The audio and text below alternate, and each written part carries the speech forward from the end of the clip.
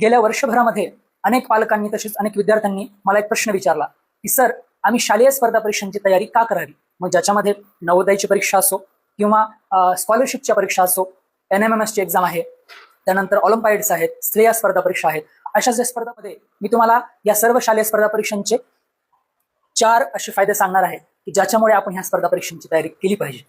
आपल्या सर्व शंकांचं निरसन करणार हा व्हिडिओ आपण नक्की शेवटपर्यंत बघा अशी मी तुम्हाला विनंती. जर नाव गुणवत्ता यादीत नाही आलं तर त्यांच्यासाठी काय फायदा आहे का? तर तिसरा फायदा आणि चौथा फायदा हा सर्वांसाठीच आहे. तुमचं मग गुणवत्ता यादीत नाव येऊ किंवा न येऊ, ठीक आहे. जो युग आहे ते स्पर्धेचं युग आहे, बरोबर.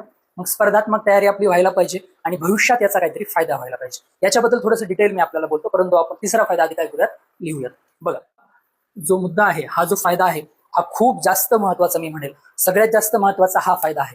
जर आपण सुज्ञ पालक असाल, जर आपण होतकरू विद्यार्थी असाल, तर आपलं लक्ष हे फक्त वर्तमानावर नसेल तर आपलं लक्ष हे भविष्यावर सुद्धा असेल.